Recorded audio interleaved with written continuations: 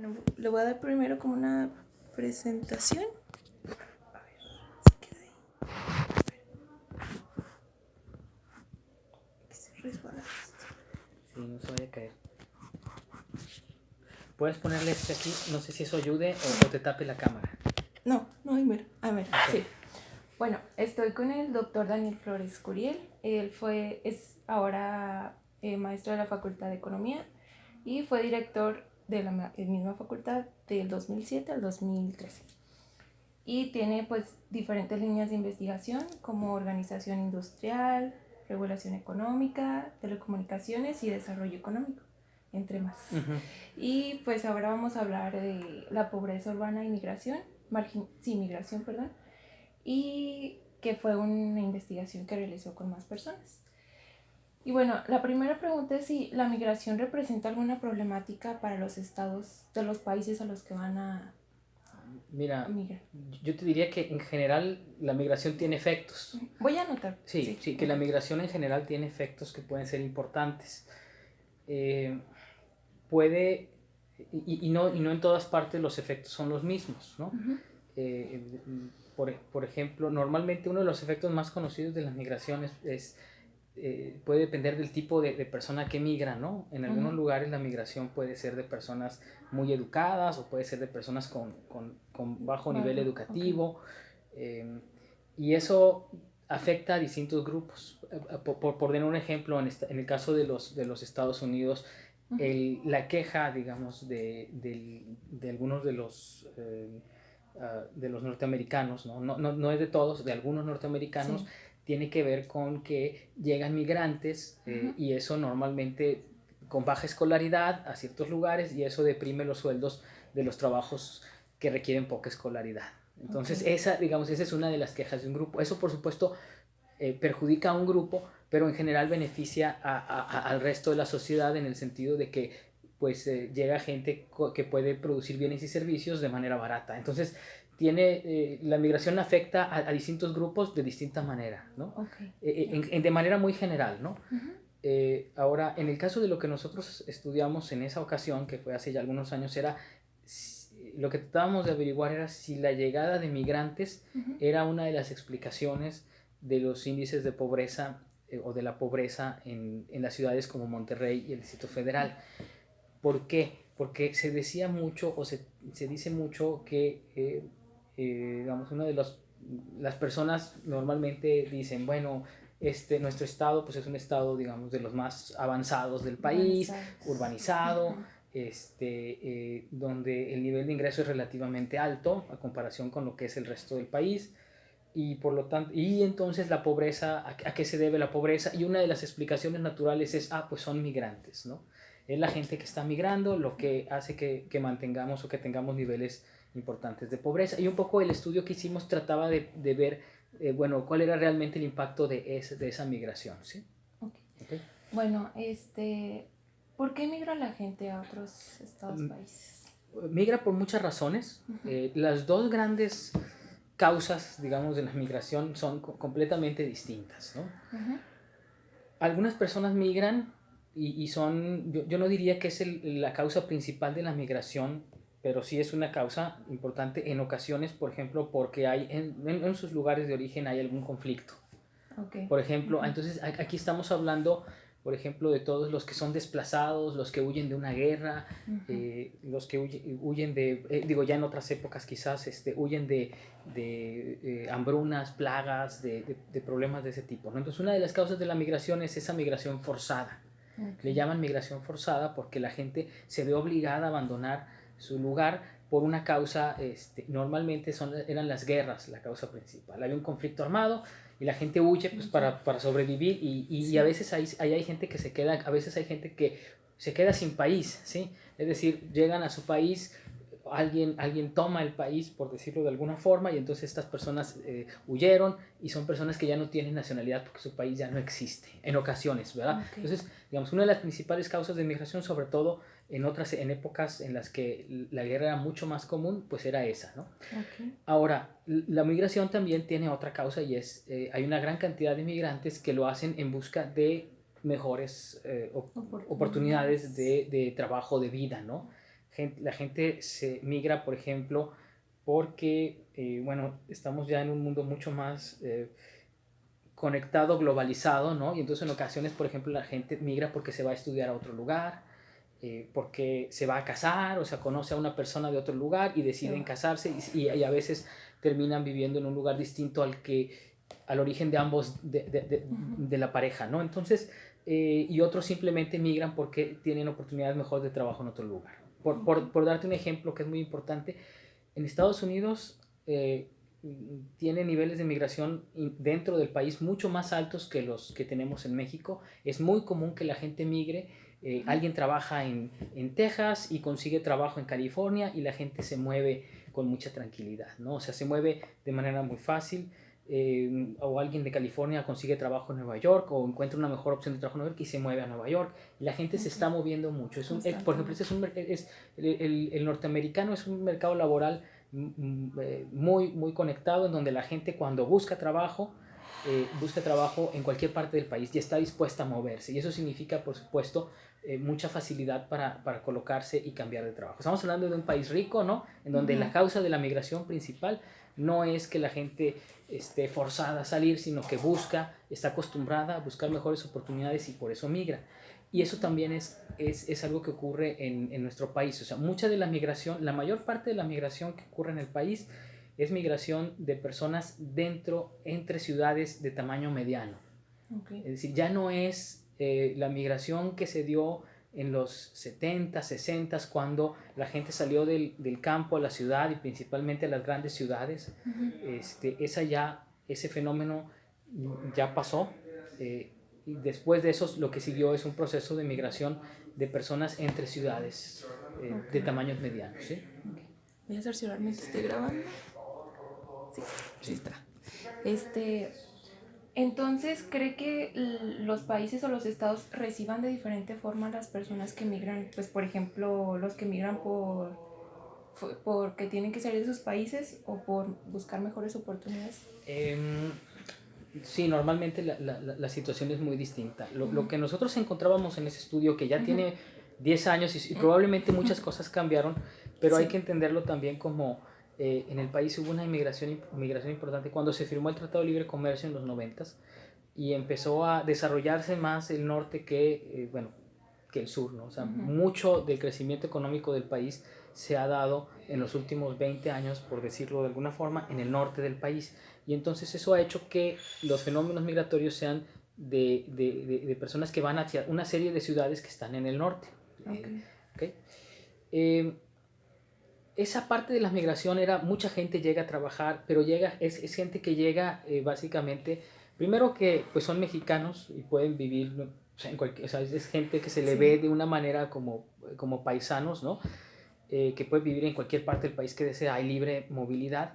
Y por otra parte es gente que llega a ocupar puestos de trabajo, que también vamos, que no se le ve como un problema, ¿sí? Sí. En cambio, la gente que llega forzada, que básicamente muchos de ellos llegan de manera ilegal, como lo que estamos viendo el fenómeno reciente de migración de las caravanas migrantes, pues son personas que no llegan con un puesto de trabajo, no llegan porque ya tienen un trabajo, sino que llegan y de hecho muchos de ellos no tienen permiso para trabajar, obviamente están de manera ilegal, más bien se les tiene que dar algún tipo de atención, refugio, y eso normalmente la población que lo recibe no lo ve tan bien, y no lo ve tan bien pues, porque en muchos casos generan un costo, ¿no? O sea, hay que atenderlos, hay que darles comida, y muchas veces están en situaciones pues difíciles de salud y tal, y bueno, la gente se queja también de que propician los robos, en fin, es una situación muy distinta a la del migrante que llega, digamos, en una situación en la que va a trabajar y va a contribuir y no va a ser una carga para la población que lo recibe, y quien llega y es una carga simplemente porque su situación legal no le permite trabajar, ¿verdad? Esa es, digamos, es una situación muy distinta. ¿Qué tipo de modelos de investigación utilizaron para hacer su estudio sobre la migración? Bien, nosotros lo que usamos son datos, principalmente, si recuerdo, usamos datos de las encuestas probablemente usamos las de ingreso-gasto. o usamos los censos, o los conteos de población. Y lo hacemos porque estas encuestas o estos censos tienen, entre otras cosas, le pregunta a las personas dónde vivían 5 años atrás. Entonces sabemos el lugar donde están y sabemos dónde vivían hace 5 años, y así podemos saber si la persona es una persona que llegó o no llegó. Nuestra definición de migrante es una persona que, dada la pregunta que existe en el cuestionario, es si esta persona vivía en algún otro lugar hace 5 años. Entonces, todo aquel que vivía en otro lugar hace 5 años lo consideramos un inmigrante, ¿no? O un migrante. Y estas encuestas permiten saber eso, y nos permiten saber si trabajan, si no trabajan, si la edad, en fin, toda una serie de cosas, de información que llamamos información socioeconómica de la persona. Y podemos entonces tratar de ver si la decisión de emigrar está relacionada, por ejemplo, con la escolaridad de las personas, con su edad, etcétera. Que algunas de las cosas más o menos las sabemos. ¿Quiénes son los que tienden a migrar? Pues las personas que tienden a migrar son normalmente, o al menos en esa época, eran principalmente hombres, jóvenes, en edad laboral, ¿verdad? Sí.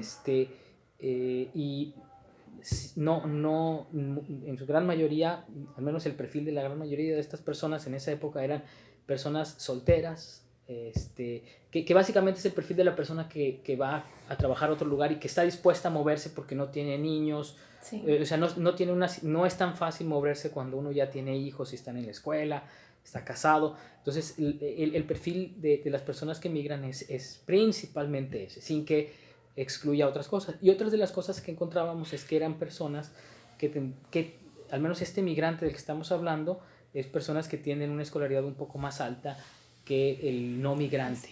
Okay. Entonces, el migrante no es, lo que nosotros habíamos encontrado, al menos en este estudio, es que no es la persona poco preparada, que se va desplazada. No, al menos en esta época en que hicimos el estudio, los que llegaban al área metropolitana de Monterrey como migrantes, en su gran mayoría eran personas que estaban más preparadas que las personas no migrantes, quienes no migraron y se mantuvieron en sus ciudades o en sus entidades, ¿sí? Okay. ¿Considera que los estudios de migración son contradictorios? No, en principio. O sea, puede haber estudios de migración, algunos estudios de migración que encuentran resultados distintos. Normalmente, si eso sucede, es porque se refieren a momentos del tiempo distintos o a lugares distintos, y entonces sí, como te lo mencionaba, la migración que llega, por ejemplo, al área metropolitana de Monterrey puede ser muy distinta a la migración por ejemplo, que va a los Estados Unidos o que va a otras entidades del país, a Tijuana, y los resultados podrían ser distintos, ¿no? O la que va al Distrito Federal. De hecho, en nuestro trabajo no sucedía lo mismo con los migrantes que llegaban al área metropolitana de Monterrey y los que llegaban al área metropolitana del Distrito Federal, ¿no? Entonces, bueno, en esa época, Distrito Federal, ¿no? Sí. Entonces, los resultados pueden parecer contradictorios, pero en realidad pues son resultados que se dan en distintos lugares, en distintos momentos del tiempo, y por lo tanto no quiere decir que se contradigan, simplemente que son diferentes, ¿no? ¿Qué diferencias tenían los migrantes del Distrito Federal en ese entonces y los que llegaban aquí al área metropolitana? Ay, no quisiera mentirte porque no recuerdo con precisión, pero sí recuerdo que eran distintos. No recuerdo si los que llegaban al Distrito Federal no eran más tan escolarizados como los que llegaban aquí. Creo que esa era una de las diferencias que encontrábamos, sí. Okay. ¿Cuál es la relación del nivel educativo del jefe del hogar con el lugar que decide emigrar? Bueno, es que el jefe de hogar, normalmente el migrante, vamos a decir, más que el jefe de hogar, ¿no?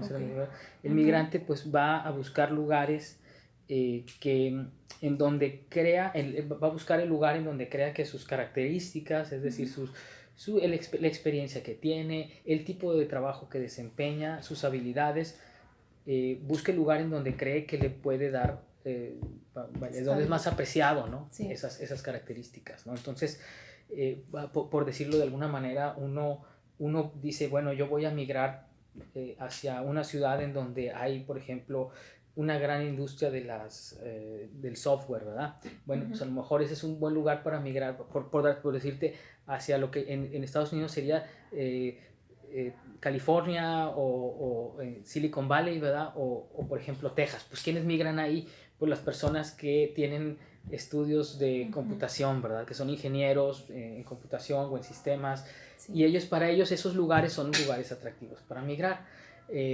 Hacia los actores pues buscan ir a Hollywood, ¿verdad? A Los Ángeles, en fin, depende de las características y las habilidades que tú tienes, pues te desplazas hacia lugares en donde crees que tus habilidades te van a permitir obtener trabajo de manera relativamente rápida, o sea, sin muchos problemas. O muchas veces, mucha de la migración en realidad también es a través de redes, es decir, tú migras hacia donde las personas de tu ciudad o de tu pueblo han migrado y donde ya existe gente que te va a recibir. Entonces, sobre todo en el extranjero, cuando hablamos de migración internacional, migración hacia Estados Unidos, mucha migración se da a través de redes. Entonces, migran, ya hay un lugar, por ejemplo, de Michoacán hacia ciertas zonas en donde en donde hay ya mucha gente de Michoacán, y entonces la gente ya tiene toda una red donde reciben a la persona, ya le tienen el trabajo, ya hay una red de trabajos disponibles. Entonces las personas, que más o menos corresponde a esas habilidades de las personas que van a ir. Entonces las personas migran hacia donde ven que están sus redes y sus oportunidades de trabajo, ¿verdad? Ok, y entonces el tabú de que el migrante es pobre es completamente...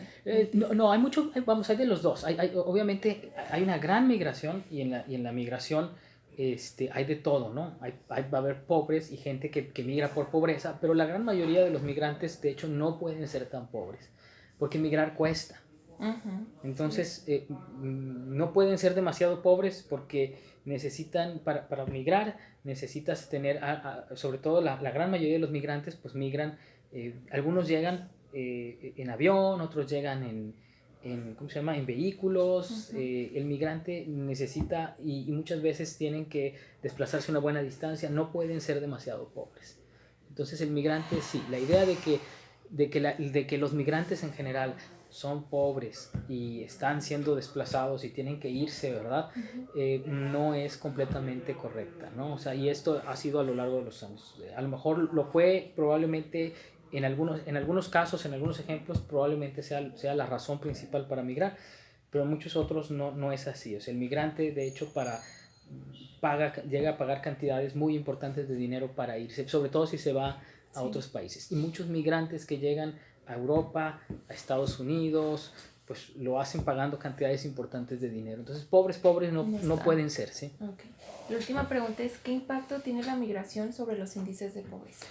Bueno, lo que nosotros encontrábamos es que su impacto era muy pequeño, ¿sí? Y era por las dos razones, ¿no? Una era que muchos de los migrantes no eran realmente tan pobres, ¿no? Y que el promedio, de hecho, era relativamente, no pobre, ¿no? La gran mayoría no eran más pobres de lo que había aquí, ¿no? Y la otra razón es que ya los migrantes representan una proporción muy pequeña de la población. Entonces su efecto, o sea, ya los grandes flujos migratorios hacia el área metropolitana habían pasado cuando se hizo ese estudio, y por lo tanto el efecto de unos cuantos migrantes, de los cuales solamente una fracción pequeña eran pobres, sobre el índice de pobreza en la ciudad, pues era prácticamente nulo, ¿sí? Era muy muy pequeño, como para explicar, digamos, o como para decir que la pobreza es la causa, perdón, que la migración es la causa de la pobreza que observamos, ¿no? Es decir, vamos a ponerlo de otra manera, la gran mayoría de los pobres que observamos en el área metropolitana cuando hacíamos estos estudios, era gente que ya tenía aquí 20, 30 años, ¿sí? O sea, no era gente que acababa de llegar. Sí. Muy bien. Doctor, ¿dónde podemos encontrar sus investigaciones? Bueno, hay de todo, ¿no? Algunas se encuentran, las puede uno encontrar en internet, en las páginas, lo que está publicado en revistas, normalmente en las páginas de las revistas, que algunas están en Elsevier, en Science Direct, algunas están en otros lugares como JSTOR, o algunas en Springer, o sea, hay distintos lugares, ahí se encuentran muchas de mis publicaciones. Otras son libros, y eso es un poco más complicado porque algunos ya se agotaron, otros aún hay algunas copias, pero lo que es más fácil de conseguir normalmente es lo que está ahí en las revistas. ¿Sí? Okay. Muy bien, pues sería todo. Ya está. Bueno, Muchísimas gracias. no hay por qué.